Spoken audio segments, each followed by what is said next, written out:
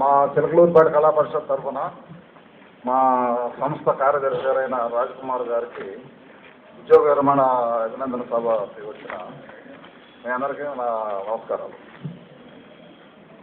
ముఖ్య అతిథులుగా వచ్చిన ఎస్సీఎస్ కర్ణబాస్ గారు, సిఆర్ మోహన్ గారు, టిఆర్ మోహన్ గారు, జరుగుల రామారావు గారు, నందిమల్ల మురళీధరరావు గారు, కాజావలి గారు, నాయుడు గౌరి గారు, ఎంఎస్ చౌదరి, జయస్ మోహన్ రావు గారు, సోంపల్లి వెంకటేశ్వర గారు, వీళ్ళందరికీ మా నమస్కారాలు. మాకు రాజ్కుమార్ గారికి మాకు ఈ కళా పరిషత్ సంబంధాలే ఉన్నాయి మా మధ్యలో. ఆయన టీచర్గా 31 సంవత్సరాలు పనిచేసామని చెప్పారు. నేను రాత్రి అడిగితే ఒక చిన్న రిమార్క్ కూడా లేకుండా ఉద్యోగం చాలా కర్తవ్య దీక్షతోటి, చాలా మంచి పేరుతోటి ఆయన ఎక్కడ పనిచేసినా కూడా మంచి పేరుతోటి ఆయన రిటైర్ అయ్యారు, ఏం రిమార్క్ లేకుండా.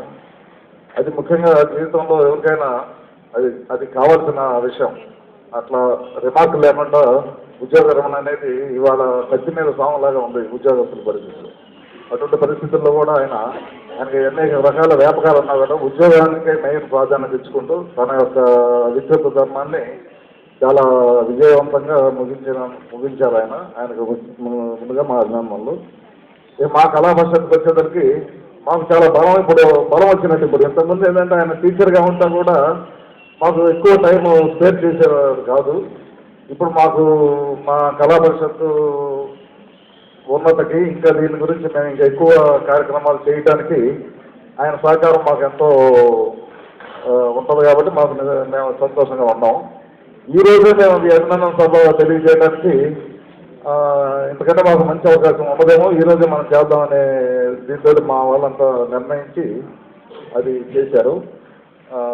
సభకు వచ్చిన మీ అందరికీ నమస్కారాలు. ముఖ్యంగా ఏంటంటే రాజ్కుమార్ గారు ఉద్యోగం చేస్తూ ఏదైనా కోల్పోయానని భావించి ఉంటే ఇక నుంచి ఆ కోల్పోయింది పొందడానికి ఆయన ఇక నుంచి ప్రయత్నం చేసుకోవచ్చు. ముఖ్యంగా నాటకరంగానికి ఆయన ఎక్కువ ప్రాధాన్యత ఇస్తారు కాబట్టి దానికి ఇంకా ఇప్పుడు రాజంపల్లి టీం లాంటి టీములని తయారు చేయడం కానీ ఇంకా అనేక మంది కళాకారులని తయారు చేయడానికి ఆయనకి మంచి అవకాశం దొరికిన అదృష్టంగా నేను భావిస్తున్నాను. ఆయన ఉద్యోగ విరమణ జీవితం సుఖ సంతోషాలతోటి ఆయురారోగ్యాలతో ఉండాలని ప్రార్థిస్తూ మీ అందరికీ నమస్కారం.